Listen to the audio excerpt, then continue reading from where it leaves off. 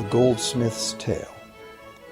Once upon various times, pretty much anything was used as money. It just had to be portable, and enough people had to have faith that it could later be exchanged for things of real value, like food, clothing, and shelter. Shells, cocoa beans, pretty stones, even feathers have been used as money. Gold and silver were attractive, soft, and easy to work with, so some cultures became expert with these metals. Goldsmiths made trade much easier by casting coins, standardized units of these metals whose weight and purity was certified. Well, to protect his gold, the goldsmith needed a vault, and soon his fellow townsmen were knocking on his door, wanting to rent space to safeguard their own coins and valuables. Before long, the goldsmith was renting every shelf in the vault and earning a small income from his vault rental business. Years went by, and the goldsmith made an astute observation. Depositors rarely came in to remove their actual physical gold, and they never all came in at once. That was because the claim checks the goldsmith had written as receipts for the gold were being traded in the marketplace as if they were the gold itself. This paper money was far more convenient than heavy coins, and amounts could simply be written instead of laboriously counted one by one for each transaction. Meanwhile, the goldsmith had another business. He lent out his gold, charging interest. Well, as convenient claim check money came into acceptance, borrowers began asking for their loans in the form of these claim checks instead of the actual metal. As industry expanded, more and more people asked the goldsmith for loans. This gave the goldsmith an even better idea.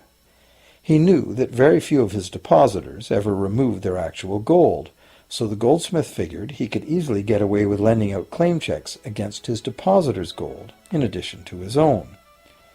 As long as the loans were repaid, his depositors would be none the wiser and no worse off, and the goldsmith, now more banker than artisan, would make a far greater profit than he could by lending only his own gold. For years, the goldsmith secretly enjoyed a good income from the interest earned on everybody else's deposits.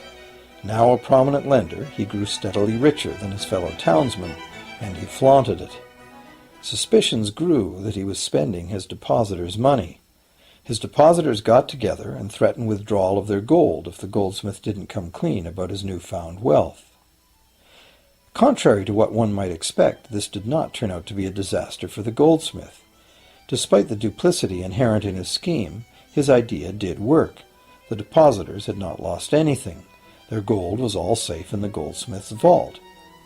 Well, rather than taking back their gold, the depositors demanded that the goldsmith, now their banker, cut them in by paying them a share of the interest.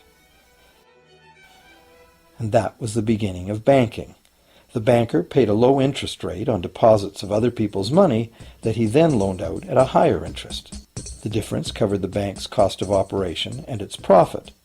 The logic of this system was simple, and it seemed like a reasonable way to satisfy the demand for credit.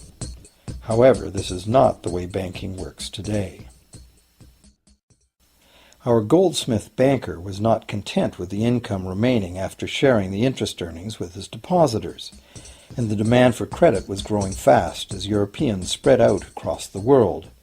But his loans were limited by the amount of gold his depositors had in his vault.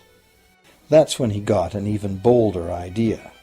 Since no one but himself knew what was actually in his vaults, he could lend out claim checks on gold that wasn't even there. As long as all the claim check holders didn't come to the vault at the same time and demand real gold, how would anyone find out? This new scheme worked very well, and the banker became enormously wealthy on the interest paid on gold that did not exist.